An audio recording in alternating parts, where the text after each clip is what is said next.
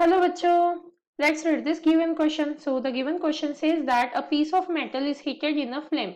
It first becomes dull red, then becomes reddish yellow and finally turns white hot. The correct explanation of the above observation is possible by using, and the given four options are Wen's displacement law, Newton's law of cooling, Stephen law and Kirchhoff's law.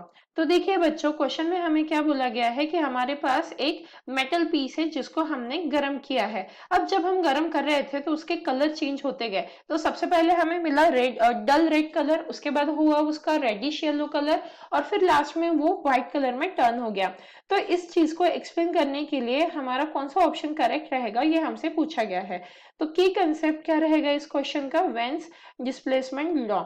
अब Wien's displacement law हमें क्या बताता है?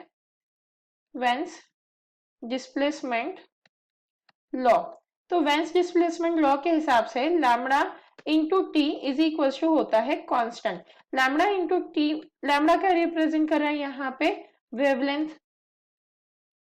जो colours की wavelength होती है वो रिप्रेजेंट कर रहा है। टी क्या रिप्रेजेंट कर रहा है? टेम्परेचर को। तो यहां से हमें क्या पता चल रहा है कि टेम्परेचर और जो वेवलेंथ है वो इनवर्सली प्रोपोर्शनल है। मैं यहां से लिख सकती हूँ लैम्बडा इज, या फिर हम इसे टेम्परेचर के टर्म्स में लिख लेते हैं। तो यहाँ पे आ जाएगा T is inversely proportional to 1 by lambda. मतलब क्या होगा यहाँ पे, अगर ये इनवर्सली प्रोपोर्शनल है तो जैसे जैसे टेम्परेचर बढ़ेगा लैम्बडा कम होना चाहिए। और लैम्बडा कैसे कम होता है? अगर हम विबग्योर के टर्म्स में देखें तो ये विबग्योर है, तो इस हिसाब से ये देखिए ये इस तरीके से लैम्बडा इंक्रीज होता है। मतलब मैक्सिमम वेवलेंथ किसकी है यहाँ पे? मैक्सिमम वेवलेंथ है रेड कलर की। अभी हम फिलहाल सिर्फ विबग्योर के टर्म्स में देख रहे हैं, तो मैक्सिमम वेवलेंथ है रेड कलर की। और फिर अगर विबग्योर के टर्म्स में देखें तो मिनिमम वेवलेंथ किसकी आ जाएगी? वॉयलेट कलर की। तो मिनिमम वेवलेंथ है हमारी वॉयलेट कलर की।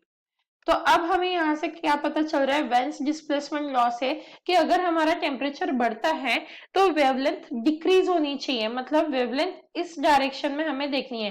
तो सबसे पहले देखिए कौन सा कलर हुआ उसका? रेड, मतलब तब वेवलेंथ ज्यादा थी। फिर वो किस में आया? रेडिश येलो कलर में। मतलब आप देख सकते हो कि वेवलेंथ डिक्रीज हुई क्योंकि येलो कलर की वेवलेंथ रेड कलर के वेवलेंथ से कम है, तो इसीलिए वो येलो कलर में आया और उसके बाद वो व्हाइट में टर्न हुआ। तो इसका मतलब क्या हो रहा है यहाँ पे, अगर हम वेन्स डिस्प्लेसमेंट लॉ को देखें तो ये करेक्ट एक्सप्लेन कर रहा है जो भी सिचुएशन दी हुई है। Hence the final answer for the given question is option A, that is Wen's displacement law. Hope you understood it well. Best of luck.